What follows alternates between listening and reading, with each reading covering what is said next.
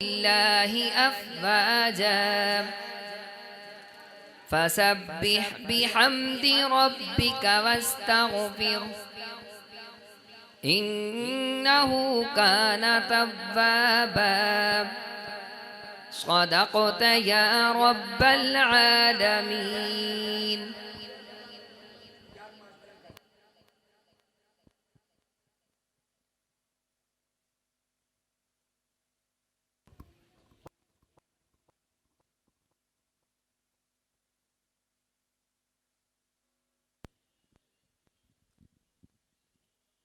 सामीने दी वकार,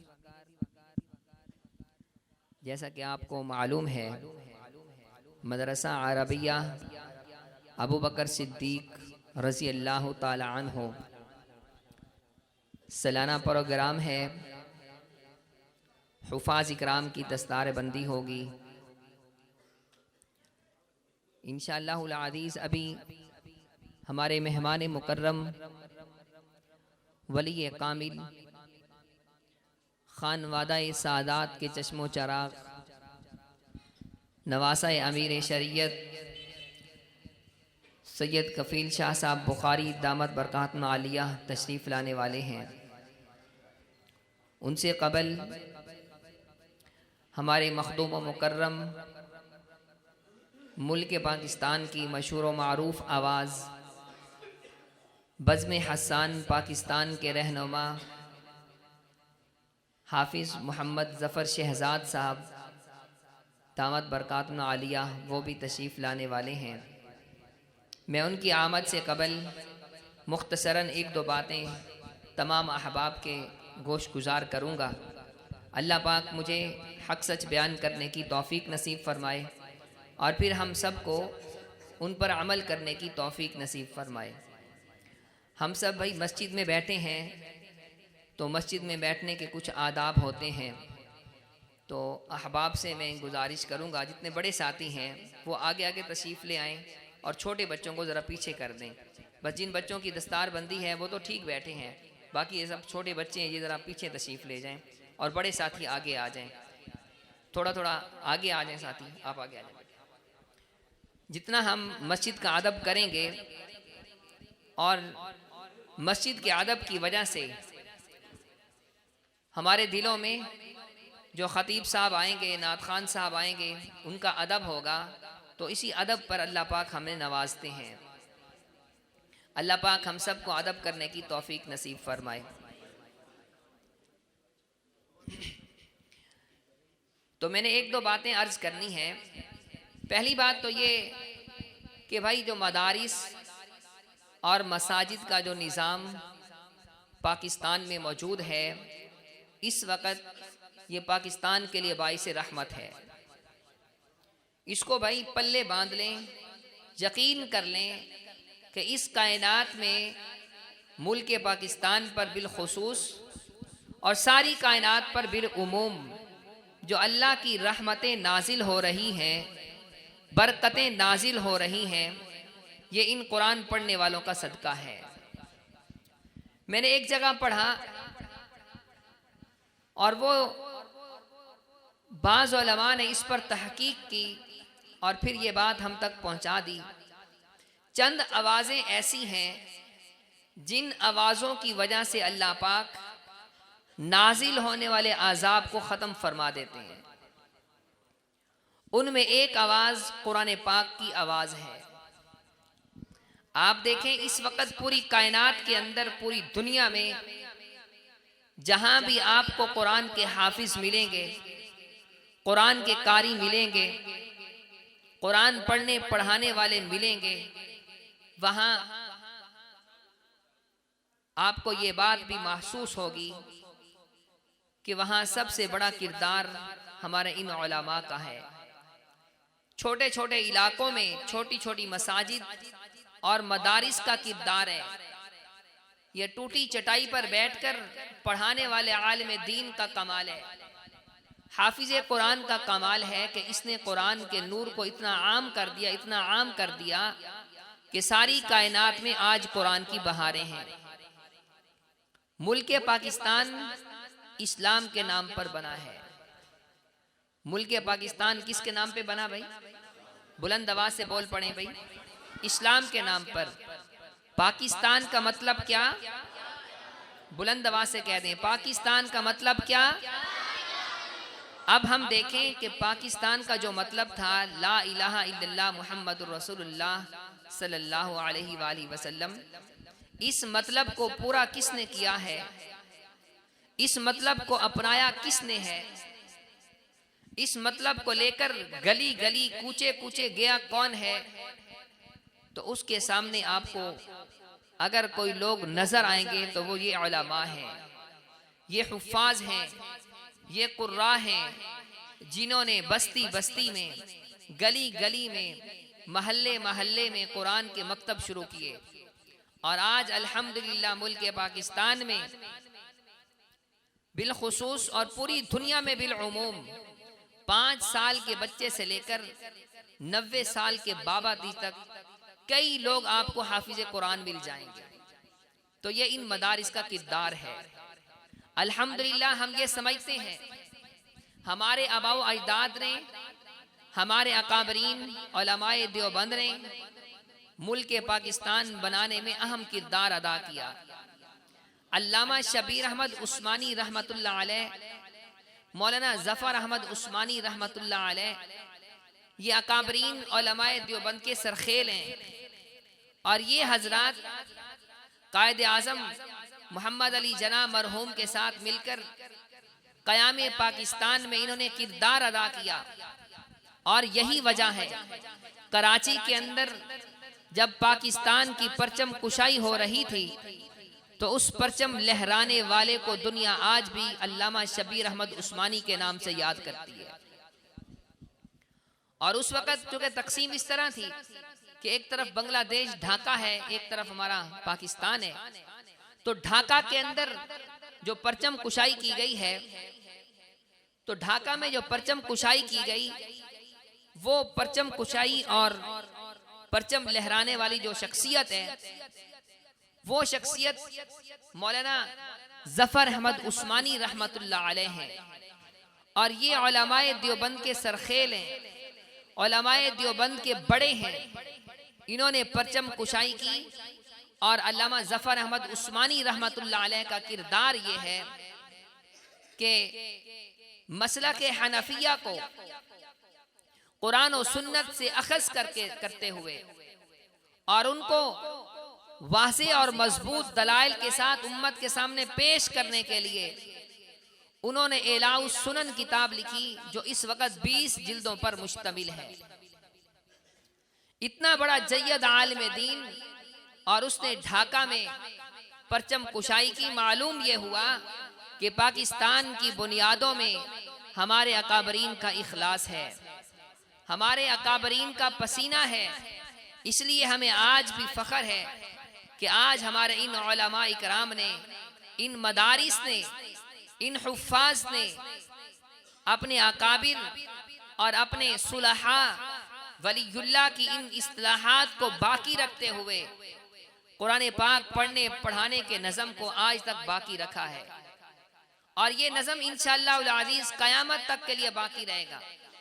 ऐसा नहीं है कि कोई ख्वाब देखे और इन मदारिस को ख़त्म कर दे, कोई बदे बातिन ख्वाब देखे और बुरी नज़र लगाए और मदारिस ख़त्म हो जाएं। हमारा ईमान है क़यामत तक कुरान बाकी, क़यामत तक कुरान वाले भी बाकी रहेंगे। और इंशाअल्लाह उल अज़ीज़ ये मदारिस भी क़यामत तक के लिए बाकी और सारी रहेंगे। तो हमें चाहिए कि भाई अपने मदारिस के साथ ताउन करें। ताउन की मुख्तलिफ अक़साम होती हैं। सबसे पहला ताउन यह है कि अब इन मदारिस के उलमा के लिए आप दुआ किया करें। आज दुआओं की बड़ी कमी है। फिर दूसरा ताउन यह है कि आप सदक़ात, ज़कात, अतियात से इनका ताउन करें। ये छोटे छोटे इलाकों में जो पढ़ने वाले बच्चे होते हैं ना, ये अपने वक़्त के ख़तीबुल असर बनते हैं, अपने वक़्त के शेखुल इस्लाम बनते हैं।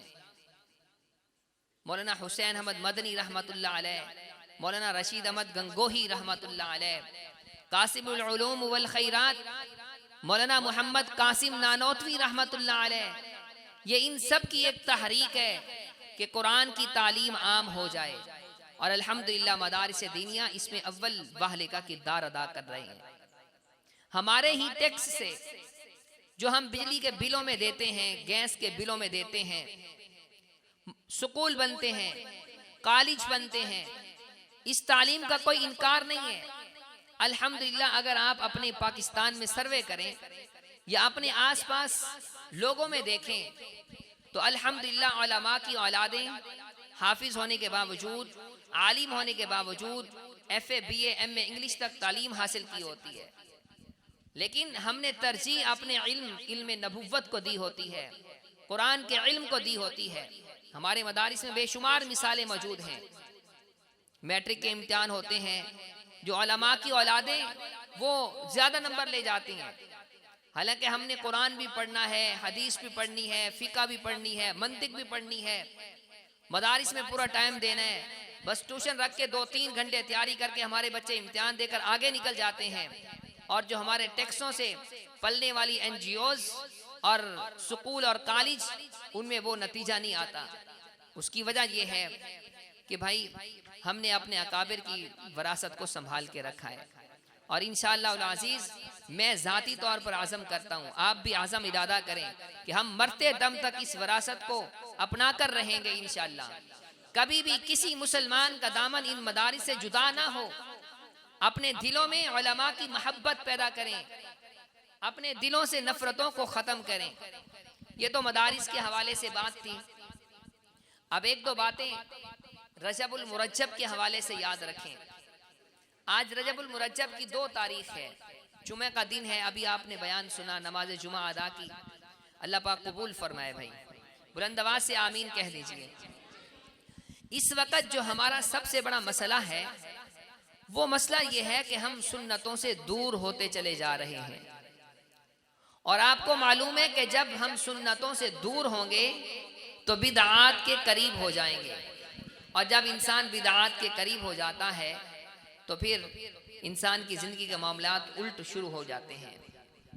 अल्लाह पाक ने हमें एक दस्तूर दिया है, एक कानून दिया है, एक मंशूर दिया है, और उस मंशूर का जो रास्ता है उस रास्ते को सुन्नत कहते हैं।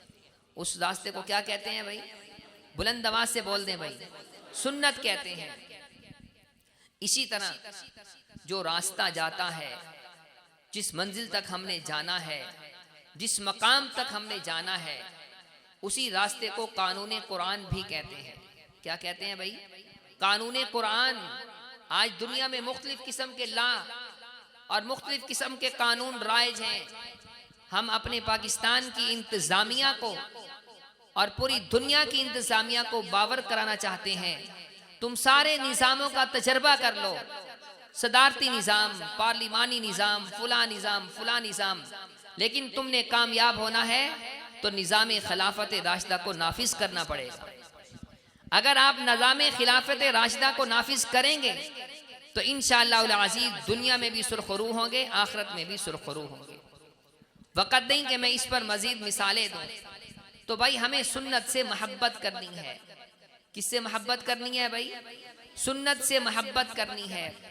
और सुन्नतों में सबसे पहली जो सुन्नतें हैं वो पैदाइश से लेकर हमारी ज़िंदगी के इख्तिताम के एक एक कदम पर जो सुन्नतें हैं जो हम छोड़ देते हैं, उन सुन्नतों को अपनाना है।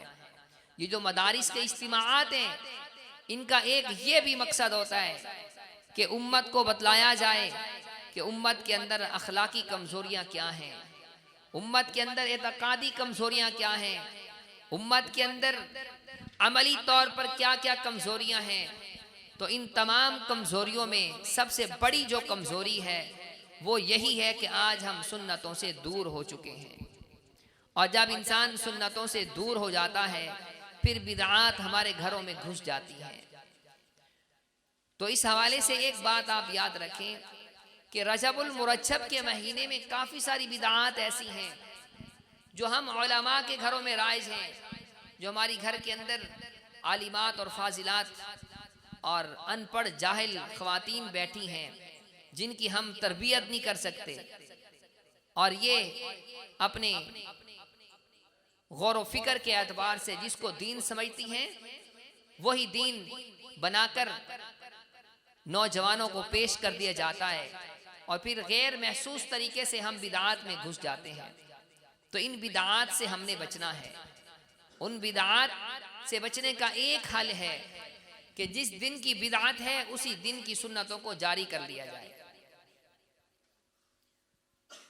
रजबुल मुरज्जब का महीना है, मेराज का महीना है। अल्लाह पाक ने महबूबे कायनात को अपने पास बुलाया, नमाज का तोहफा अता फरमाया। 50 नमाज़ें उम्मत पर फर्ज थी। सैयदना मूसा अलैहिस्सलातु वस्सलाम से मुलाकात होती गई, 5-5 नमाजें कम होती चली गईं। आखिर में अल्लाह पाक ने 5 नमाजें मुकर्रर फरमा दी। हुजूर अक़दस सल्लल्लाहु अलैहि वाली वसल्लम, बुलंद आवाज़ से दुरूद पाक पढ़ लें भाई। जब भी हुजूर अकरम सल्लल्लाहु अलैहि वसल्लम का नाम है बुलंद आवाज़ से पढ़ा करें भाई, सल्लल्लाहु अलैहि वसल्लम। आका अलैहिस्सलाम परेशान हुए कि 50 नमाजें कहाँ, 5 नमाजें कहाँ, क्या बनेगा उम्मत का। अल्लाह पाक ने फरमाया महबूब परेशान होने की बात नहीं है, आपकी उम्मत 5 नमाजें पढ़ेगी, मैं 50 का सवाब अता फरमा दूंगा। ये मेराज है। और भी कई मेराज के वाक़यात हैं। आज हमने सिर्फ मेराज की रात की फजीलत को लेकर जो मेराज के वाक़े से हमें सबक मिलता है, उन असबाब को हम छोड़ चुके हैं। आपको मालूम होना चाहिए, जो शख्स नमाज पढ़ता है वो मेराज के तकाज़ों को अदा करता है। जो शख्स नमाज पढ़ता है वो दीन के तकाज़ों को अदा करता है।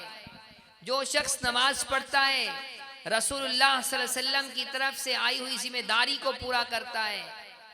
और फिर आका ने खूब इरशाद फरमा दिया कि नमाज मेरी आंखों की ठंडक है, नमाज मेरी आंखों की ठंडक है। सहाबा इकराम रज़ियल्लाहु ताला अन्हुम अजमाइन फरमाते हैं, आंधी चलती थी, आंधी के चलने में महबूबे कायनात सल्लल्लाहु अलैहि वसल्लम मस्जिद की तरफ चल पड़ते थे। मस्जिद जाकर 2 रकात नमाज पढ़ते, अल्लाह से रहमत मांगते। अल्लाह पाक उस आए हुए अजाब को टाल दिया करता था। फक्र फाका आ गया, घर में परेशानी आ गई, अल्लाह पाक से 2 रकात नमाज नफल पढ़ के मांग लिया, अल्लाह पाक ने सारी परेशानियों को दूर फरमा दिया। तो आज हम नमाज से दूर हो चुके हैं, जबकि मेराज का सबक नमाज है। इसी तरह नबी अकरम सल्लल्लाहु अलैहि वसल्लम ने इसी मेराज के मौका पर सूदखोरों का अंजाम देखा। आप सल्लल्लाहु अलैहि वसल्लम ने चुगलखोरों का अंजाम देखा, बदकारों का अंजाम देखा। वक़्त नहीं है कि मैं इसकी तफसील में अर्ज करूं। आज तो पहला जुमा है, इब्तिदाई तारीखें हैं। इंशाअल्लाहुल अज़ीज़ उलमा से आप पूरे महीना सुनते रहेंगे। अल्लाह पाक उलमा इकराम की उम्रों में बरकतें नसीब फरमाए। उलमा की कदर करें भाई। जिसने उलमा की कदर की, आज अल्लाह पाक ने उनकी नस्लों में उलमा तैयार कर दिए। और जिसके दिल में उलमा के बारे में नफरत है, उसके घर में कभी दीनदारी नहीं हो सकती। मैं आपको इस पर एक छोटा वाक़या सुनाता हूँ। हमारा आबाई इलाका है, जिला झंग की तहसील है अहमदपुर सियाल। हमारे अब्बा जी 1970 से मुल्तान तशरीफ लाए सरकारी मुलाजमत के हवाले से। तो मैंने अब्बा जान से एक दिन पूछा, मैं कबीर वाला में पढ़ता था, तो मैंने कहा हमारे ख़ानदान में बस हाफिज़ हैं, आलिम नहीं हैं, और बज़ाहिर सब दुनियादार हैं, यानी कारोबारी मामलात में हैं, लेकिन नमाजी ज़्यादा हैं, दीनदारी फिर भी गालिब है। यानी फूफो का बेटा हाफिज़, मामू का बेटा हाफिज़, फुला हाफिज़, हमारे खुद चचा जान हाफिज़ आलिम माशाल्लाह असातिज़ा में शामिल हैं। तो मेरे अब्बा जान ने एक पते की बात फरमाया कि मेरे जो दादा जान थे फौत हो गए रहमतुल्लाह अलैह, वो आलिम नहीं थे, वो एक आम खेती बाड़ी करने वाले इंसान थे, लेकिन उनके दिल में मोहब्बत थी,